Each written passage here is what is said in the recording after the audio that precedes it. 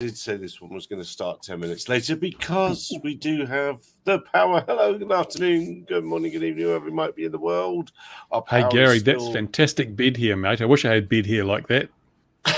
Funny enough, I was asleep on the sofa before this started because it lends itself to just going to sleep when the power goes off at 9. So yeah, it's our power's not got any better at all. It's a complete screw up. But there we are. Such is life. That's these things. In a third world country. Yeah, absolutely. We notice your heating's off as well. You know, you've not got this heat that me and Bruce are enjoying. This lovely temperatures. No, it was only about 25 today because it is winter. Don't forget. Hang on, right? It's 25 degrees. Are you talking Fahrenheit or C? C. 25 degrees, and you got a jacket on like that. Yeah, because it's cold, man. No, 25. I see people moaning. It's been 33 in the in the UK. They're having a heat wave because it's into double digits. Yeah, exactly. It's like, okay. Mine, to be fair, that will be sea level 33. A little bit. It's not more, our job to be moisture. fair. Oh, isn't it not? Oh, no, right. No, that's far from the truth. Yeah, 27 degrees for Dan, and also a heat wave there. Yeah, it looks to be lovely weather. All my friends and family are posting pictures of loveliness and going to the beach and all that sort of thing. So it does look good. It looks very good indeed. But let's talk about some stuff. I have a Zulu 82. I left the same thing. 47 here said, it's 47 there. Hello there, Richard. I hope you are well. The Zephyr, come on. I mean, was it now? Day 27, shortly day 28. There's weird. They're doing the business, aren't they? I don't know what the plan is for Farnborough. In fact, let's have a look and see where it is. We'll see what picture it's drawing now. But what an achievement! Really, I mean, it's amazing. Thoughts? But it does look like someone's scaled up a Keelcraft kit from the 60s, doesn't it?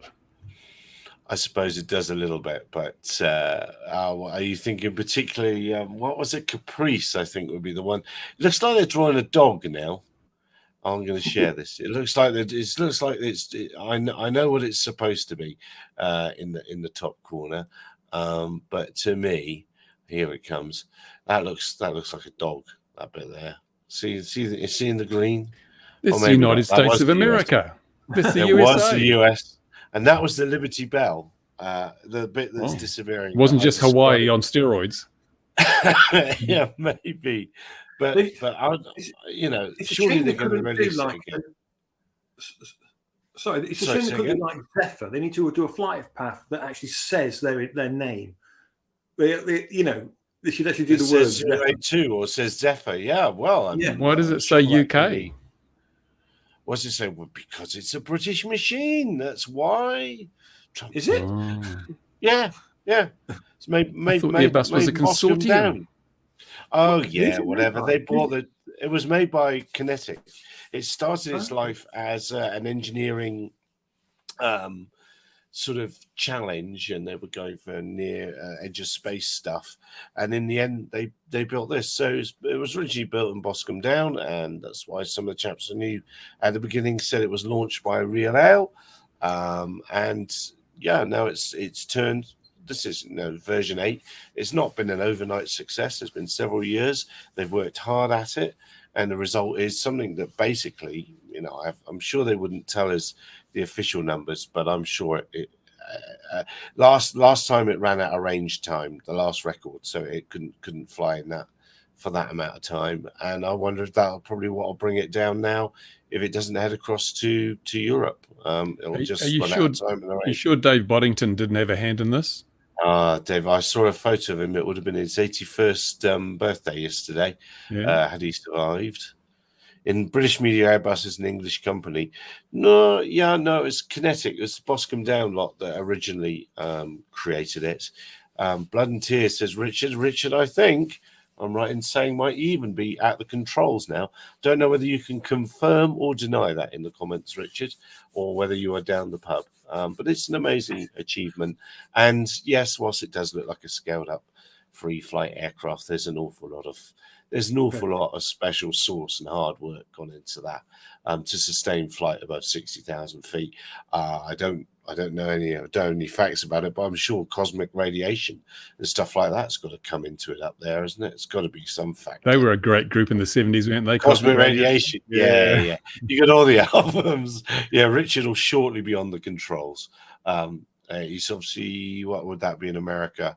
Afternoon into evening shift, I suppose. I'd love to see it come towards the UK now. Richard, come on, just hit that button, turn it the other way. And for those that don't know, it's been down to Belize and back as well. It's not just been loitering over the ranges making dodgy imagery. It's been down to Belize. Belize it or not. Belize it or not. It's done some tasks down there, and it's back home in time for 2 medals up there. I suppose. If you've got a machine operating up there, you probably want to keep it up there. If there's no reason for it to land, because taking off and landing is a dangerous bit, just leave it up there. I suppose they'd have to. Yeah, I don't know. I don't know what the long-term plan would be, but if it could stay up for a year, leave it up. Is it hand launch? Because this picture doesn't look hand like launched. Yeah, it is hand launched. Yeah. I mean, what's it cruising at now? So it's at 67,000 feet. And she's doing... it's doing a whopping... Where is it? 45 knots. It's tearing away. But that's... Is that ground speed on this? I suppose it is. Yes, it is. Yeah. So I wonder what the indicated airspeed is up there. It probably says a lot more than that up there. But that's his ground speed. Yeah. I don't know. So what package is it bringing back from Belize? It didn't go below 60,000 feet, I think, Doverance. But of course, it would be looking at the whole of, I mean, if I zoom back out to where it was. So it flew from there across America, down here. Where was Belize? It was here somewhere, isn't it? Is that Belize? Yes, there's Belize. It's almost BVLOS, isn't it? It almost, yeah, almost. And then it did some stuff here, and it went back again. So really, quite. So who gets to catch it when it lands? That's what I want to know. It just lands, it barely lands. But yeah, again, I suppose unless the sensors are failing, you wouldn't want to run out of range time. Just chuck it out in the ocean now and just keep it. IS is like 18 knots. TAS. Okay, TAS, true airspeed is high, yes. So 18 knots. So Richard's head of training for the thing. So if anyone's got any comments, we've got just the right person in the comments to ask a question from. So where did it take off from is my first question. That very range. Which in range? Somewhere. This one, right, so Humor, I think it is. Oh, so it's just flying over a massive range. Is it satellite or radio comms then? That'd be interesting. I don't know if you could tell that, though. It would have to be satellite, surely. I don't know. I should imagine so. Might be 5G, eh? Could be 5G. It might even be a very long piece of string, 2 being cans. Control line. Yeah, no, it's an amazing piece of kit and very, very well done. I believe that Airbus are going to be releasing the press. And Evening Wolf, I hope you're well. I think Airbus are going to be releasing the press for it on Monday at Farnborough, both radio and satellite. A question just coming in. Can you put bombs on it? I don't think so. I don't think so. I don't think it's going got to be enough a disappointment payload. to some. Yeah, I don't think it's got enough of a payload range. And I suppose the question for me is how many cycles can the batteries do? How many nights before they're toast? That's an interesting thing. I was thinking about that today. You know how there's EVs, they run like 10 years on one battery pack. And thinking, how can they get 10 years out of a battery pack when we in models with lipos and things lucky to get a couple of years out of a battery? But then I worked it out. The average EV might have, say, a 80 kilowatt battery, and it might have a motor that does like 300 kilowatts. So the maximum discharge is less than half a C. And then when you charge them up, they take charging at a fraction of a C. So it's because they're gentled so much. They get very low draws and very low charge rates. They last a long time. So maybe we should be putting 4,000 milliampere hour batteries on our little tiny whoops, and they'll last much longer. Absolutely. Richard, congratulations. Enjoy your night shift or afternoon shift, and we'll try and catch up with you when this flight's all over. Day 28. Yeah, Richard, can you put us a nice Z? Can you put a Z in there for us, Rich? Can Richard do a Z for Zephyr? A Zephyr. He is the man in charge of drawings, so he would be the bloke to ask. What the glide ratio is? What's the glide ratio? Maybe he's gone. Yeah, I should think it's pretty good. Yeah, I should think it's pretty good. It doesn't seem to go down much overnight, which amazes me. So they must run some power on it. It doesn't trickle. So it's a bit like a blow-up doll, really, isn't it? Yeah. Oh, Wilco, there you go. You're going to get your Zephyr. And before you go, Richard, how about the glide ratio? Forgot that? No. All right. We'll let him go. We'll let him go. He is going to try, I think. It will be good. The thing is, it's very, very, very, very impressive. And what I like about it is they have had a couple of incidents. They've had a couple of offs with some of the early ones. Anything that was really good doesn't just arrive on the scene flying for 28 days. And look, remember that one NASA had? A great big long flexi wing thing that NASA had? It was like a whole lot of wings flying in formation, basically. Yeah. That was, But that folded up really nicely, and that's back. What's that big Japanese company that does all the VC investing? They've bought into that, and AeroVironment are going to be making those again. So this is beating, this is actually flying, actually working, actually doing it, and has got a long history of. Because somebody on LinkedIn or Twitter or someone was SoftBank. That's it, SoftBank. Somebody was saying, it's already flown for 40 hours. And we're saying, no. This is days we're talking about here. We're not talking about 40 days. We're talking about 28 days, not hours, days. That thing will live again via AeroVironment. But obviously it's got to beat this now. And it must surely be a handy thing to have. Okay, it's a slow platform, but if you're a fairly uncontested, I think there's troubles. A few nations would trouble to shoot it down, or struggle to shoot it down at 60,000 feet. It wouldn't have much of a radar profile, and it wouldn't have a heat signature either, would it? No. Just turn off that ADS-B and it's disappeared, isn't it? So fantastic piece of kit. Well done if you are watching, and the team there. In Yuma, congratulations. Of course they're watching. This is the premier stream related to unmanned aerial vehicles. Well, I know they do, and we know today that I know that those BBC people watch this as well. Hello, because they got that retweet that made me laugh today. That did make me laugh, and thank you for picking up on it, Bruce. So, what have we seen this week? What's exciting this week in the world of stuff? Other than nothing, is it? Really? It's been very quiet, is it not? There was the electric plane that crashed in the UK. That was a very interesting study in why you shouldn't fiddle around too much with untested systems and not make yourself so far from the airfield that when you are playing with experimental systems, you can't get back onto it. At least, I mean, it's a good outcome that they walked away from it, having destroyed it. But there's some big holes in the thinking for that hydrogen aircraft, and it feels like that's where urban air mobility is going in a lot of ways as well. Although people are backing away from it dramatically, the whole urban air mobility thing right now. VC money is disappearing fast. Sales of CAD software will be down. Yes. So it's already looking like, because you've been saying for a while, Bruce and everyone else, don't see where it's going to go. A lot of it doesn't quite make sense as such in a lot of places. It's quite interesting if everyone's starting to think again. And I noticed it's very interesting that the UK military's heavy lift challenge. It's not particularly heavy in the big scheme of things, but it's targeted at 100 kilos, and that's a lot of bullets, bandages, and beans. Didn't Hobby King already run that challenge with a beer keg? The beer keg challenge, absolutely. Yes, yes. Was it the BMFA do one every year, don't they? They do their They heavy. They do- do their lift. They do their heavy lift challenge, but they never come up with aircraft that are airframes that are going to. It's great, and I don't mind it, but it's never stuff that's going to scale into an operational thing.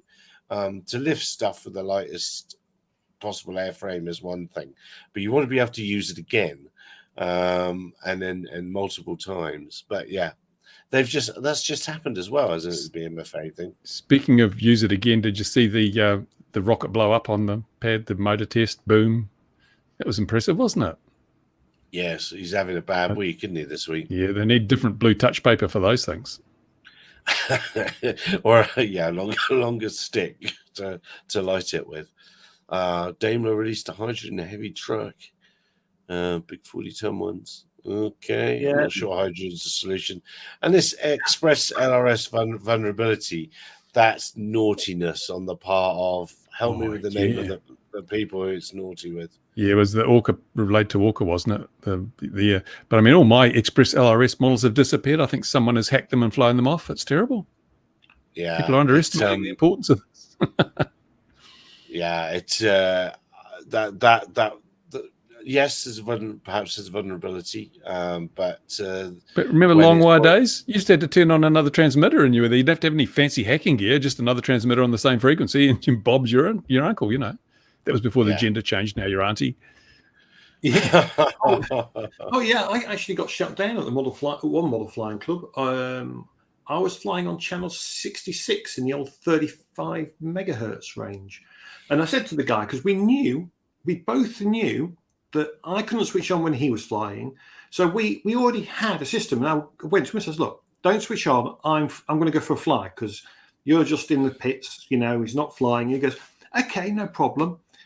So before I've even taken off, I've talked to the guy. I then go out, and it was my first ever model plane that I had. You know, the one that you save up for, the one that's made a bolster. I haven't got a clue how to fix it because I didn't build it. It was one of those almost ready to fly. Went up, I was flying for 3 minutes, and then it came in style, and there was nothing I could do. It was destroyed.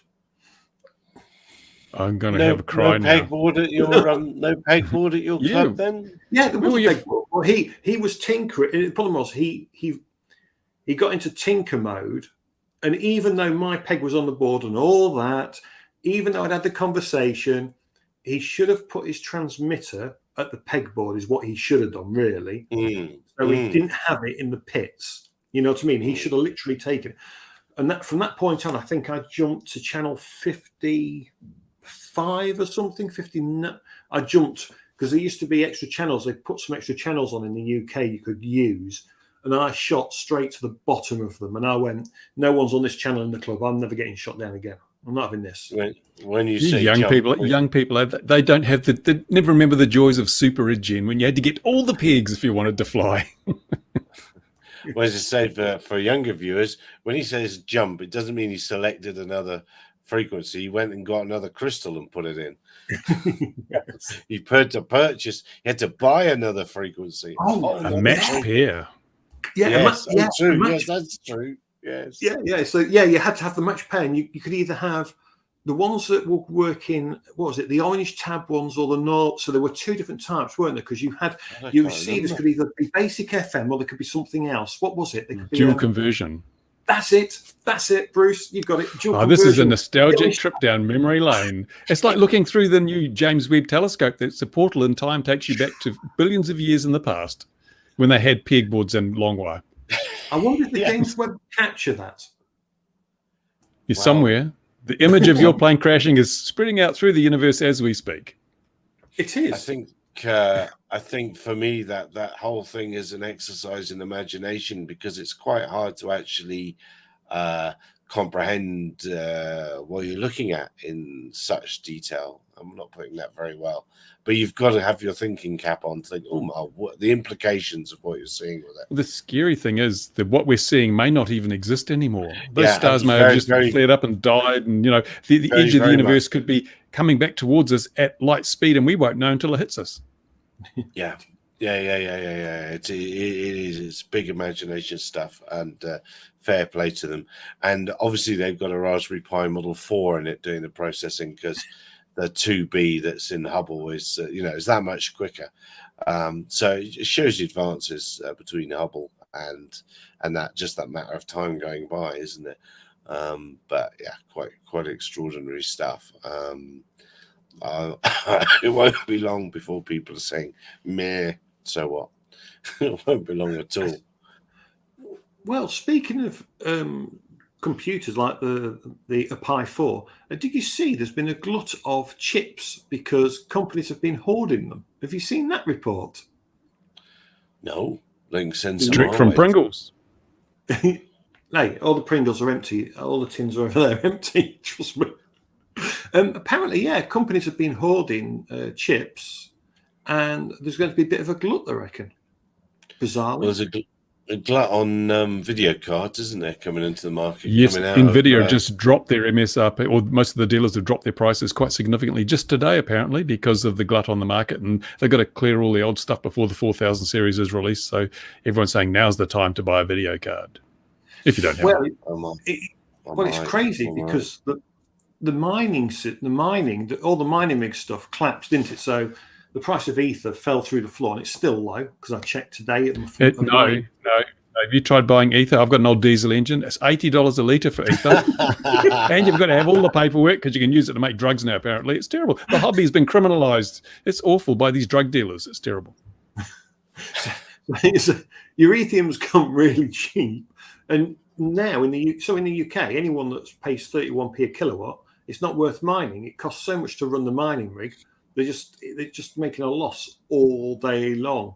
So everyone's, and it's happened across Europe because all our electric prices have gone up.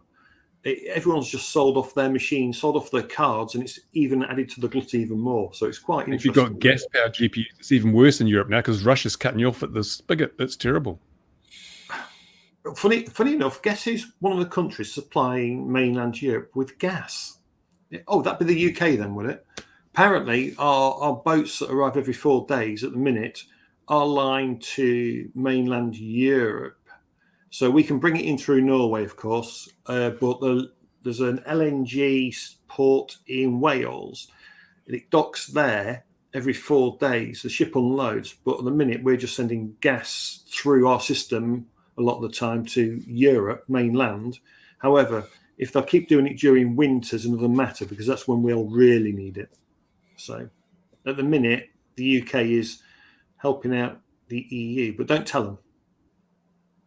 But speaking of electricity prices, I noticed you guys are paying not much. How much do you pay for your power? So at the minute, it will be 31p a kilowatt hour. Is it because we pay like nearly 30 cents a kilowatt hour in New Zealand, but ours is 85% renewables. We don't have nuclear reactors or coal-powered stations. The cost of running a dam or a wind generator is much lower than running a nuclear generator. So our nuclear power is about 7% maximum of the whole grid. I think it is. It's between 5 and 7% for the whole grid is nuclear. We have them, but it's not massive. We then have massive wind turbine farms, but most of our power is by gas systems, by the gas generators, and they can provide 40% or something. So there are times when they have to just kick them all on. There's a couple of coal power stations, but they don't run them very often because of climate change. So, which, quite clearly is happening. But yeah, and if they used all the coal, what would we give for Christmas presents? Exactly. Got to have coal for Christmas presents. And my birthday present, of course, because it's Christmas. Yes, same day. Yes, that's right. Hogman A, your first footing, you won't be able to do that either. One of them, we have 2 nuclear reactors down here, and one of them does have a problem, and they needed to call the French service engineers, which they did, and the French service engineers came down, and none of the safety work ahead of the inspection had been done. So they said, au revoir, we're not going in there. And that cost us R1 billion. And our Coburg reactor, which is just north of Cape Town, bear this in mind if you're coming on holiday to Cape Town, they have done no paperwork. They've written nothing down about what they've done in it for 12 years. But someone will remember. Someone will. Yeah, absolutely. It'd be on the back of a napkin somewhere. It will. It will. So yeah, because the French came down and went, no way, and the no way inspection was across the country £1 billion.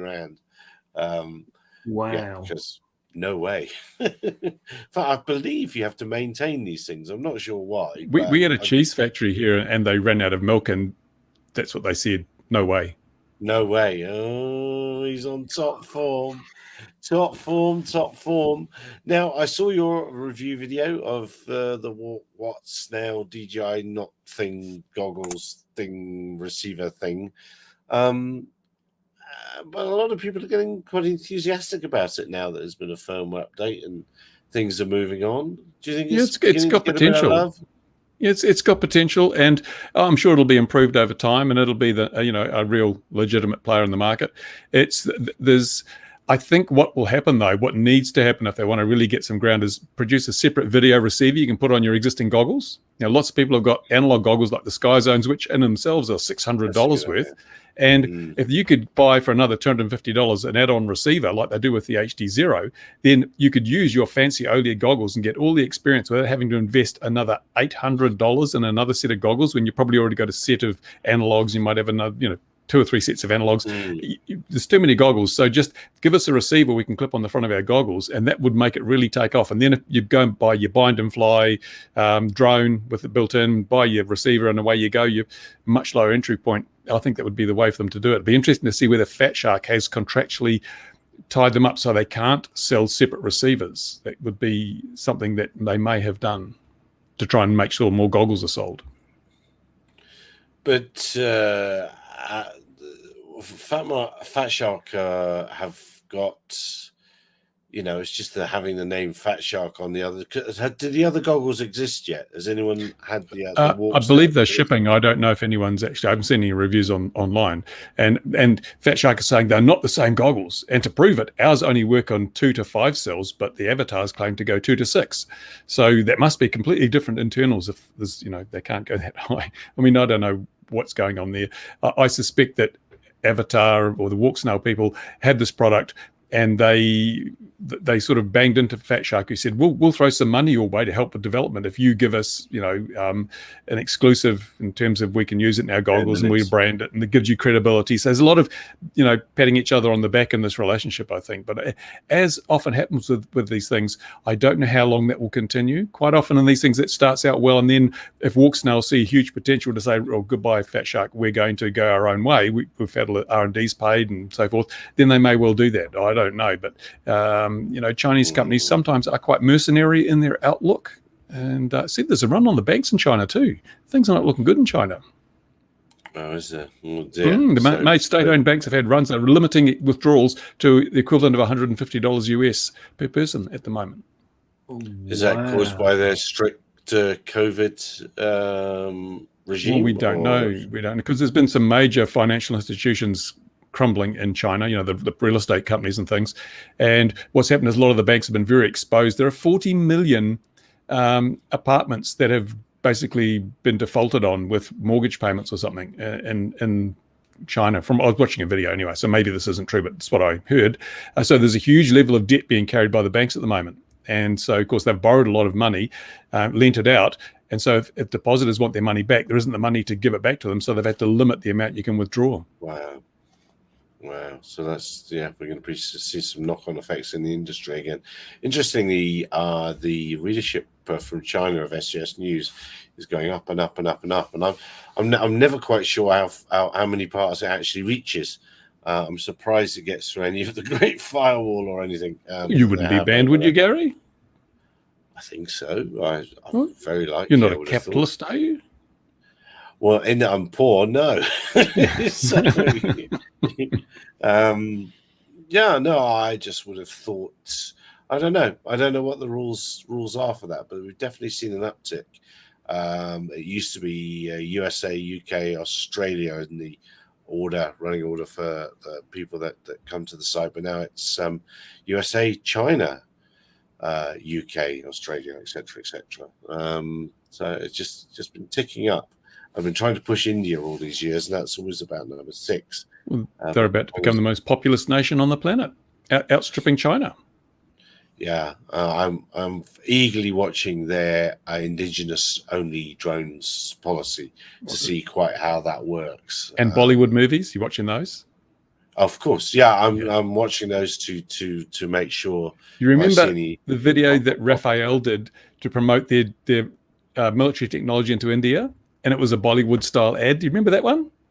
No, I don't. I think it's still online, actually. If I can find it, I'll send you a link in the private chat, and you might want to have a look at it. It is brilliant. Yeah, well, there's definitely a huge market over there, and quite what is deemed to be indigenous is also interesting. Just how much of it, just like the problem America's having with Made in the USA. But yeah, more and more press releases out of India. Hello, Rev. Late party card. Never anything to catch up with. Yuri Final Strike. Arium Robird is in it. Oh, I will look at Robird was the original logo for SUS News from New Zealand. I'm looking at this. Shall I put it on so we can all watch it? Shall I? Let's do that. Let's do that. That's trusting you, isn't it? Oh yeah, it is. Yeah, I hope I got the right link. It's not Rick Astley or something. He's never going to let you down. I don't think it shares the sound, does it? Yeah, I can hear sound. It's going beep, beep, beep. Okay.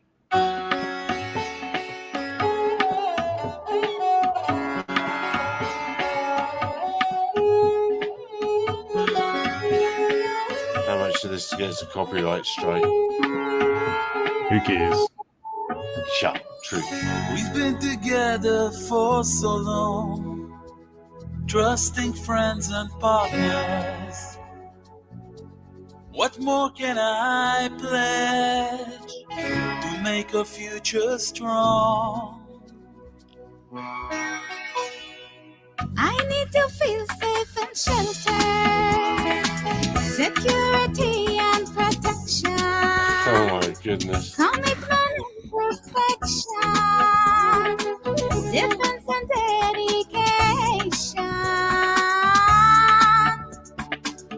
Together, forever, I will hold you in my heart. Together, forever, I managed to we'll never be How long apart. is it? Like a Bollywood movie, like weeks. I believe in The Look at the missiles in the background. Yeah.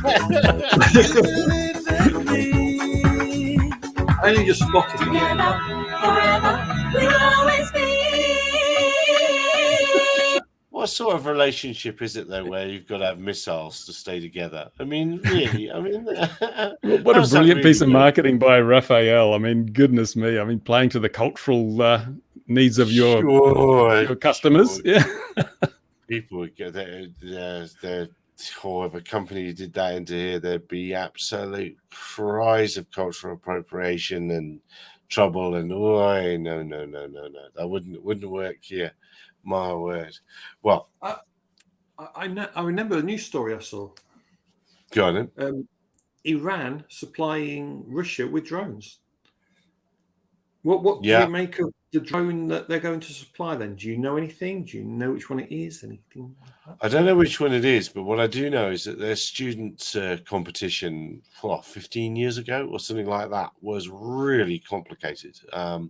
A really quite amazing tasks, and one of the tasks was landing on an aircraft carrier. Okay, and another one was into high mountains. So their student competition many years ago was really advanced. So whilst they tend to throw up images of stuff that they've absolutely copied, and they've absolutely copied a lot of stuff, I wouldn't dismiss their drone programs at all. And I suppose one only has to look at Turkey to see that nations that you might least expect can do a jolly good job. And what's interesting about the Turkey one is it's not particularly fast, and it's proving you don't need a fast plane or a fast aircraft to do the damage.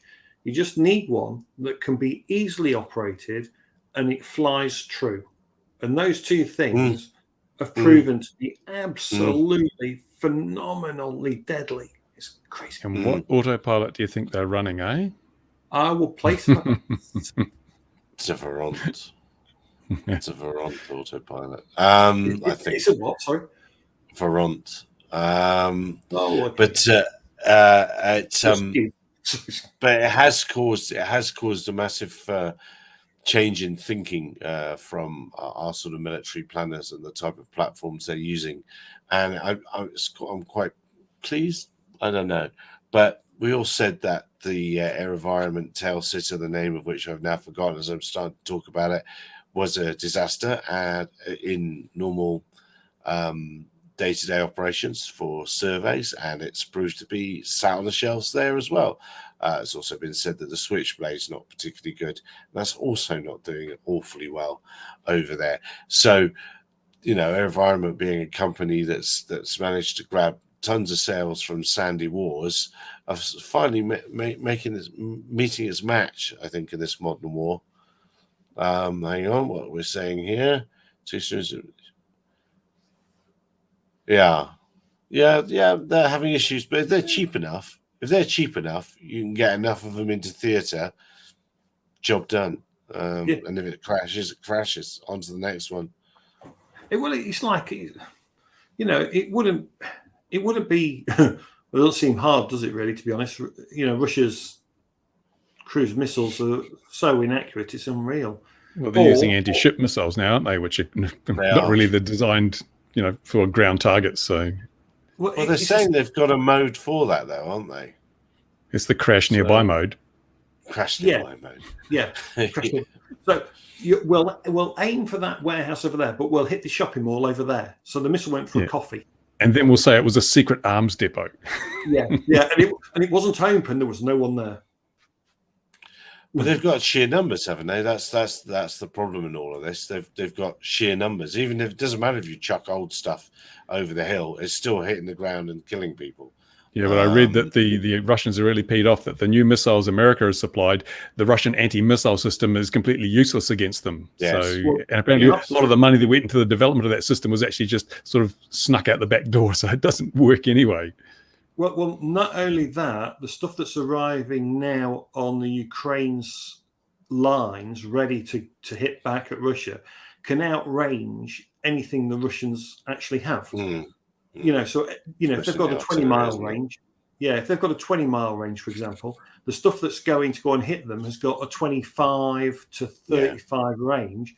Well, that will change the game very quickly, I think. It's amazing how quickly we've become desensitized to all this. I remember when that conflict first started, someone on a bicycle was shot by a soldier. It was just massive headlines around the world. Now we're getting hundreds of civilians killed every day with supermarkets being blown up with, you know, anti-ship missiles. And it's like hardly features on the radar. The BBC doesn't run its live coverage anymore. And it's like, it's just, okay, it's now part of everyday life and we just move on, which is unfortunate. Now, this is how we are fed news in the Western world, right? So Bruce's point just there, Ukraine, we've become very normalized to it very quickly. Now, do you remember Egypt and the Syrian uprising and all that when that happened? And they were talking about Syria a lot. Here they were anyway. And it was always on the BBC. I mean, literally for 8 hours a day, we were just having Syria war shown on our TV for like 6 months because they thought we were going to go into that war. So what they do is they just pump that at us for time after time. However, the Ukrainian stuff is now getting less time than the Syrian stuff, which is, you know, just goes to show how quickly things change. It's quite scary, you know, sometimes what we're fed and how they feed us. But I read in the Daily Mail, so this must be true, that the Russians are going to move their hypersonic missiles to some part north. What is it? Not Panama, but somewhere around there. They're moving hypersonic missiles there, and a new Cuban missile crisis will be arising. But I think Biden's up to it, don't you? They'll just wake him up, prop him up, and he'll solve it all. Well, let's face it. If the Russians launch something like that, there's no guarantees it's going anywhere near its target anyway. I mean, the USA is a big place, but if the missile's going to hit it or not, it's a completely different matter. Oh, come on. I saw their surface-to-air missile thing that turned around and came back and blew itself up. That was brilliant, wasn't it? Did you see that footage? Yeah, I've heard that's a hoax, but then I'm also, it's like, I'm not so sure. It's like the return to home on the drone with the bomb in it, yeah. Yes. I mean, Yeah. all you hear at the minute is Russia spouting what they're going to do. They it's like they threaten to blow up London or this, that, and the other, or end the world. I mean, it just goes to show how just shut up The and go first away. victim of war is truth. Absolutely.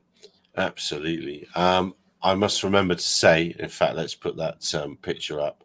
I must remember to say, for particularly if you are in the USA, do not forget to get your comments in.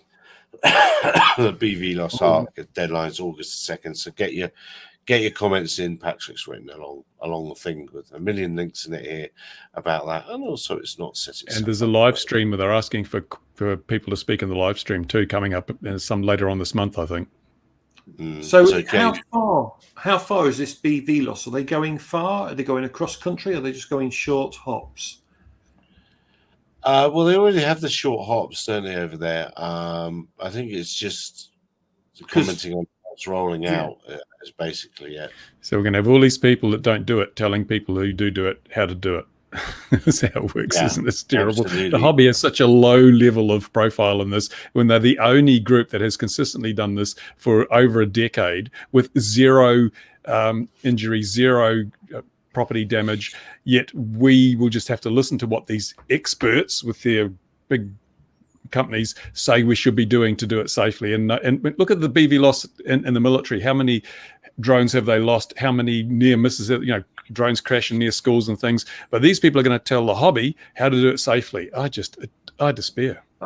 They've not got Scooby-Doo. I mean, yeah, you're right, Bruce. The people that know how to do long distance FPV have been doing it since like 2012. And all of a sudden you got these people coming along going, "Oh, this is how you do it." You're not got Scooby-Doo, guys. If you want to know how to do it safely, the guys were doing it 10 years ago. They know their stuff, and they're still doing it today. I think even the FAA and the CAA, they realise that it's not the danger that it's being made out to be, because if you go on YouTube, in a matter of minutes, you can find dozens and dozens of videos of people flying BVLOS with FPV stuff, and they're not taking any action against those people. But they'll take action where somebody flies over a shopping centre with a greater than 250-gram drone, but they won't take action people flying BVLOS. And some of it, I mean, you got people stand there's their faces, and they've even got their names on their channels, and they're doing this egregiously 25, 30K, doing range tests on radio gear and FPV systems, and the authorities clearly they just don't give a damn because they can see it's being done in a controlled way and it's safe. Yeah, I'd be inclined to agree with you. There's just, it's just crazy. If they wanted to, they could get quite a few. Although you've got to remember, there are certain, he's not here today, but there is someone that did manage to land theirs into a mountain. You've got to remember, the mountain. But the mountain survived. The mountain will get you. I think it was biodegradable foam. Something like that. It is now. It's definitely now. I'm just looking for because talking about that. It's this lot that did it. Here we are. Let's get this up here. Saying about VLOS and whatever. I think we might have an interesting test case for us or something like that. Look at this great big chunk of airspace that's being denied to droners because of the Commonwealth Games that's coming up. I bet I could go on. Can I just say, right, I don't get why these sites, these NOTAMs are so big. The limits are just absolutely ridiculous. I don't understand it. Well, that's to stay within the normal zone. It's normal limits. But I suspect if I was in a light aeroplane, I could call them and say, "Hello, I would like to transit across the north here," or whatever. Even top to bottom, I'd almost bet. And they'll be allowed through. So I shall be watching very closely the ADSB traffic on the 22nd to the 28th of July across this area to see who is allowed to fly across. Because, if I'm in a puddle jumper, if I'm a little helicopter or a little aeroplane flying for fun, I'm not potentially earning money in that. So that's denying me some money That's great big. I don't know where is the event being held? Do you know? Smacking them in the Birmingham. But is this the Commonwealth Games? There'll be javelins and discuses and shot puts flying in the air. Not safe to fly aircraft around here. Yeah, you're right. You're right. That's it. I forgot. Silly me. You're absolutely right. Yes, of course. Yeah. No, it just strikes me as overkill. I mean, that's Birmingham Airport's in the middle of that. So it can't be that the games are at Birmingham Airport, are they? No, they're nearby, aren't they? Well, they're going to be outside the flight restriction zone. But it just amazes me how we need such big NOTAMs for very basic things. You know, it amazes me how much space do you need? I mean, if God forbid, if I wanted to get something to the games, I could stand here in Lincoln and I could take my plane out, chuck it out my garden, launch it here. I could come back in a few hours' time. It would get to Birmingham. No problem. Well, one wonders what they are going to do with the stuff that you detect there, and that being a city centre. And then I wonder how many DJI crafts or other craft there are in that area where people don't give a fly about NOTAMs or following anything. There will be loads of aircraft in that area. I mean, if you lived up here, up in the northwest, I think it'd be you might quite reasonably think, well, they're not going to worry about me up here. But the geofencing will stop them, won't it? Oh, of course. But I mean, if they're up there, so why did this little bit here get why did that little bit get exempted when that isn't up there? I'd like to. And why do these airfields bought into it? They're going to be closed as well. The ATS is there. Well, there's lots of questions to be asked about this. I wonder if the airfields they've done that because they haven't got flight restriction zones, but they use them as heliports or something. They could be doing I'm sure it will be something like that. I'm sure it will. But yeah, that little bit there is weird. Yeah, it makes no sense. Maybe it's because there's a marathon being run, and that would stop. You know, you can't have a little drone near a marathon. But you know, could you imagine an aeroscope? I would love to personally have an aeroscope. I hope there's a pressure cooker exclusion zone if there's a marathon. Yeah, a pressure cooker exclusion zone if there's a marathon. Yeah, there'll be an awful lot of. It'd be very interesting, as you say, if you had an aeroscope. You'd have to have several aeroscopes, I think, to cover that area effectively. It's a huge area. It really is a huge area. You're going to need at least what? It is massive, that area. That map's. Yeah, you can't grasp how big that area is, can you? Really? That's the whole of the city. It's kind of crazy, isn't it? Because under that, you can't even fly a little whoop in your garden, right? Yeah. I mean, why don't they put in some sensible things like, shielded operations allowed or whatever? I mean, I don't know. Well, they should have a contact number where you can get permission, to be honest. There should be somewhere. There must be several model aircraft clubs in there. There must be several in that area. And I bet they're having... And do you know what? What's interesting is most model flying clubs would be unaware of a NOTAM because they've always flown at that club. They've always been there for the past 50 years. They don't get the phone out and go, "Oh, there's a NOTAM today." You don't do that at model flying clubs. In all the years that I've done it, for the past 20 years, I would never have known about NOTAMs or anything. We just they rock up with their altitude angel app and go, "Oh, look at this big red circle. We can't fly today."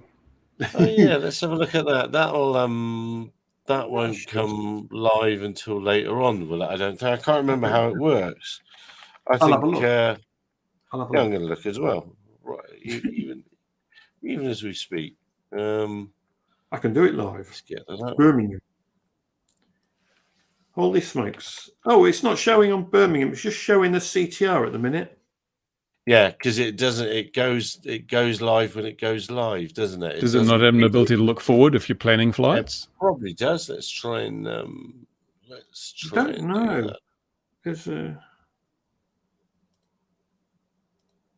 Let's stop that one. Let's open this one. Sharing. I will be able to ask Richard on Thursday because I'm going to see him on Thursday. Because over here he's got something happening. Oh, there it is from here. That's a really weird shape, Richard. It is. It is, isn't it? Yeah, got to thought that through. What's that regime on airspace? No fly zone. What is that? What are the blue circles? That is to be Drone filming. announced. Oh, That's just blue. actual no Tammy stuff. Yeah. But yeah, this will be happening. But right, let's go up to the. Oh, look, there's the other one. There's Farnborough. That's Farnborough's airspace restrictions. Come back. There it is. There. How much can I zoom? Holy That's for smokes. Farnborough. Yeah, That's I can't ridiculous. hold it in. Yeah, that's Farnborough. All that blue stuff there. That's restrictions for Farnborough. That's all the way down to Cocking, by the way. Quite so. Exactly. If you look at the bottom of it, it goes all the Yeah, way I to see Cocking. Cocking. There it is there. So that's that. Right, let's go to Birmingham. It's up here somewhere.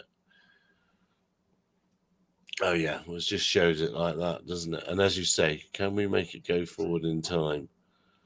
Interestingly, Farnborough is actually on the Drone Assist app. So Farnborough is showing up. Well, that's open now. I think it's open now. Yeah, it is. Well, it might be dated actually. I'm pretty sure it's active open in 4 now. days. So it's got a 4-day warning on it. Oh, is that okay? It says active 17th of July at 1 o'clock until 17th at 4 o'clock. So it's actually a limited time. Oh, there's one for the 18th and there's a third one. When's the next one? And the 21st. Oh, 19th to the 21st, actually, from 7 in the morning until 7 in the evening. Lady Herbert's Garden, UAS Airspace Access Limited. What? What is that? Lady Where's that? Herbert's Garden. I'll just click one of these up here. Oh, the peerage are getting into drone flying. Was it that one? Which one was it? Oh, now I've clicked away. It was one of these. It was Lady Herbert's Garden. Was it that one? No, farm photos. It's that one. Airspace. Oh, maybe it's that laser display.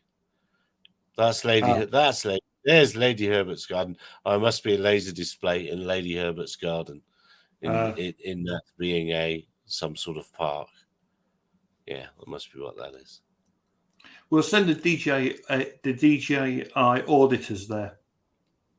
Oh, send them to Birmingham. Send them to Birmingham. That'd be funny. Oh, excuse me. No fly. The old ME-262 airfield from 1944. Still no fly zone. Boris Johnson no fly zone.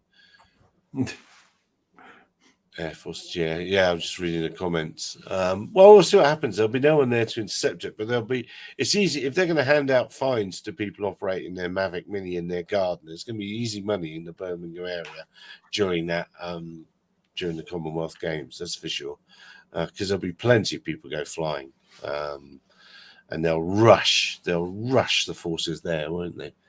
So that's doesn't the geofencing look for updates when doesn't just has a built-in table and doesn't update it? It doesn't do NOTAM updates. So if they did a flight restriction zone change or restricted airspace, then maybe it would update. But generally, NOTAMs it never does that, and it never tells you because it doesn't suck that data in to the DJI app, so it doesn't tell you. Which is why you've got to use Drone Assist. And that's why I'm getting an Autel. Yeah, exactly. But I think the Autels do have some form of a map with what's on it. So having not flown one, I don't know. But what I gather is they've got a map, but they just let you accept the risk rather than denying you. It's advisory rather than compulsory. Yeah, which is what it should be. To be honest, I mean, I suffered another one when I went to RAF. I flew at RAF Norfolk. In their airspace, is it RAF Norfolk or was it just Norfolk Airfield? Northolt. No, not Northolt. It was. I went to one in Norfolk and they were brilliant. They let me fly everything, but the smart controller didn't let me fly. So the DJI smart controller wouldn't let me fly. Thankfully, I had my iPad and it would unlock the area. However, Hellingdon Council, where Northolt is, are asking that, or have told the RAF people at RAF Northolt that that people can't fly within Northolt ATS without the council's permission, even from private land, which is utter nonsense. So I don't know what meetings with no hats and no biscuits it's going to take to get Hillingdon sorted out, but they are definitely very anti. They don't have to be right; they just have to be an authority.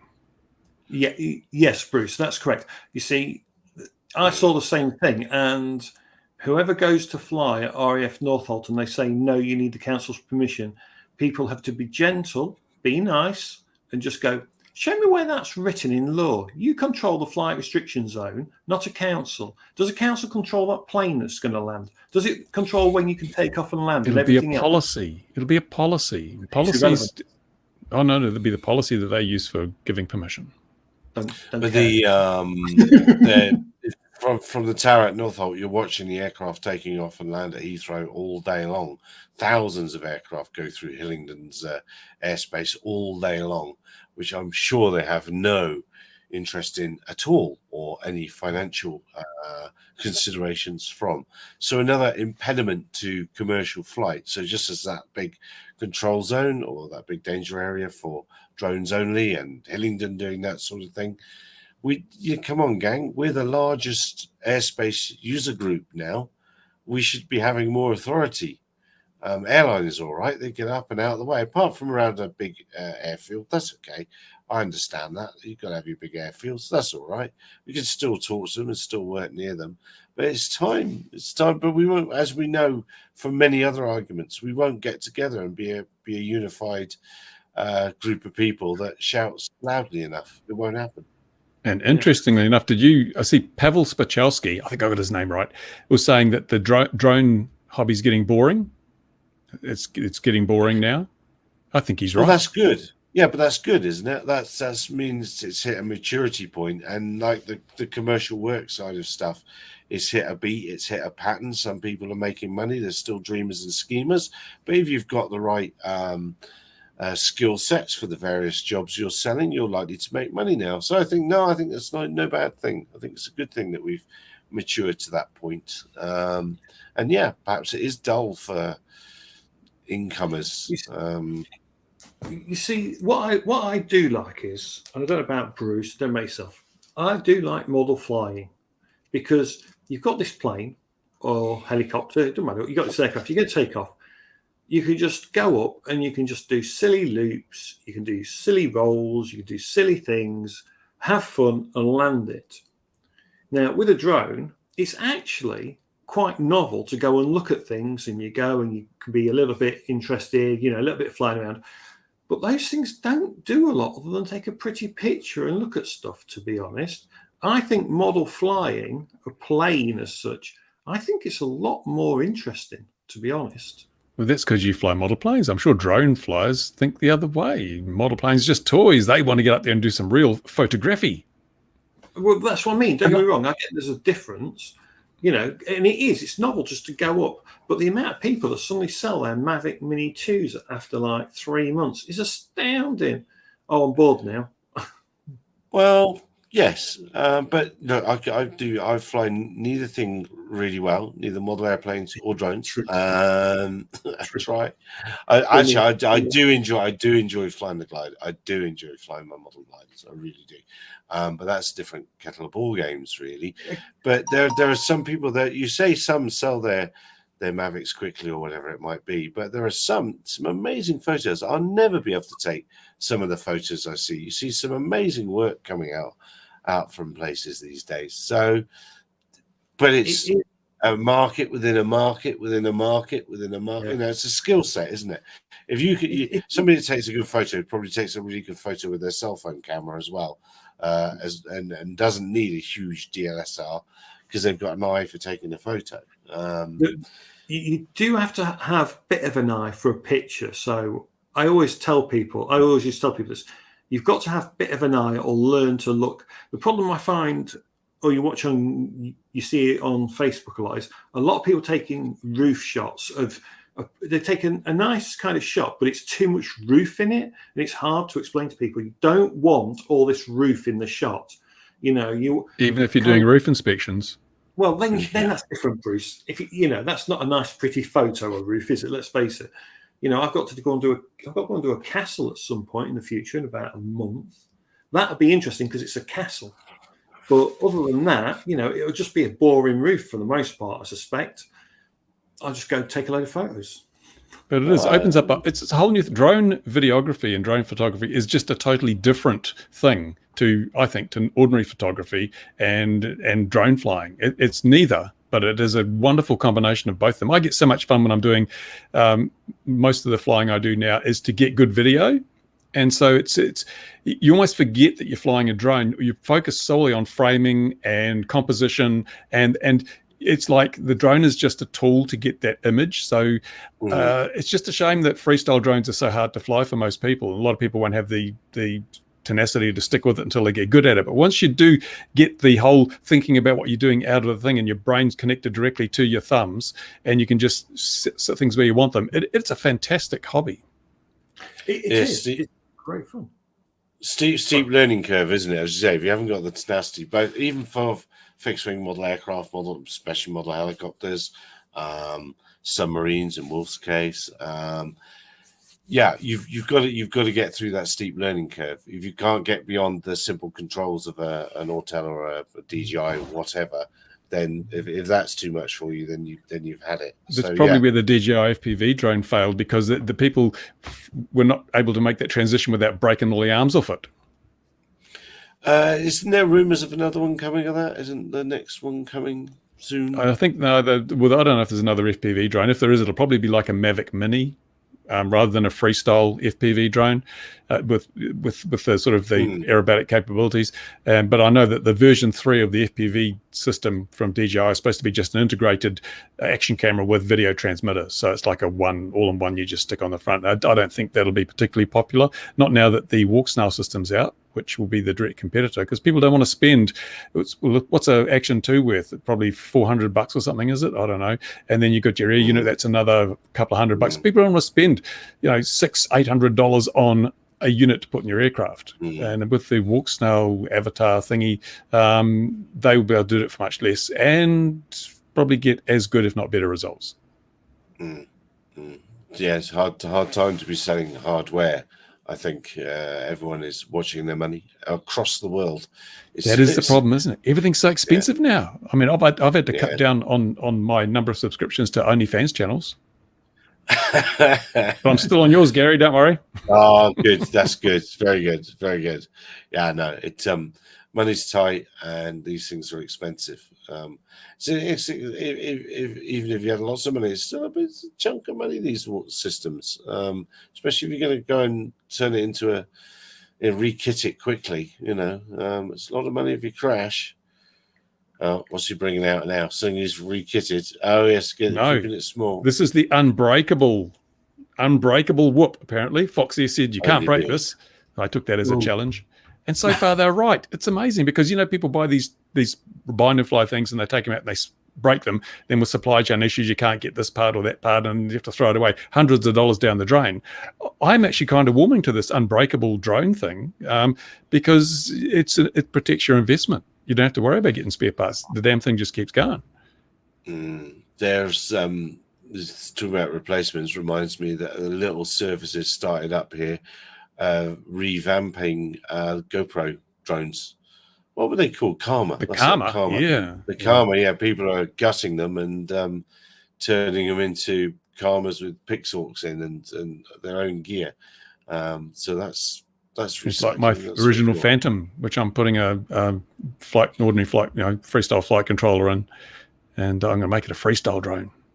But there can't be many Karmas left in the wild now. I wouldn't have thought there weren't that many went out. So there really can't be many left, surely. No. Please make them gone. And they'll all have broken propellers and arms by now, aren't they? Well, the batteries will have fallen out. The batteries fell out of them, didn't it? They were, yeah. Was the batteries was the thing? Did they have proprietary propellers? I think in connectors. I think they did, didn't they? Don't know. I think they did. It was a long time ago now, isn't it? Yeah. Now, look, we're definitely going into waffle mode. Karma was a big fiasco. Yeah. I thought it was going to kill them as well, Wolf. I did think that was the end of GoPro, but they live on. They live on. And I must admit, what's the 360 one? Is it the Insta? Is that the Insta 360. I've seen some pretty amazing videos that people have taken in various things with those. That's a very exciting device. It's amazing. GoPro still has a very loyal fan base, though, and that's the other problem that DJI is going to find if they try and bring out this combined air unit and action camera, is that people who have got DJI air units and people that have even got the DJI FPV drone, they still have a GoPro on it, because the GoPro just does the job better and it's tough enough and it has features that you just don't get on the others. Everyone's got the sort of like the real steady, but the GoPro version is just so much better than everybody else's, and they just have really good wide dynamic range, and the color science is good. It's really hard to beat a GoPro. They're very good at what they do. Yeah, fair play. Now, we've definitely gone into waffle mode. Before we go, does anyone else have anything else? No, I didn't think so. It was a bit of a funny week. It's a slow week, but it's going to be a big week next week because of Farnborough. Well, on the good side, Ian wasn't here today. That's exactly. Ian's on holiday. With that. And Louis also, he didn't turn up either, so it's been a really good stream. No, don't know where he is. Sean, hopefully I'll see you on Monday at Farnborough. I'm coming out for Richard's gig on Thursday. That'll be very interesting in Reading. If anyone wants me to go to any stands at Farnborough, then send me a message. I will go and look for you and prod and poke and ask. Pretty lined up on Monday, so we'll see what else we can get in there. And I'll be back in time for this next week. It's a very short trip, a flying visit. So, dear viewer, wherever you are in the world, look after yourselves. See you there, Sean. Take care. 2100 GMT next week.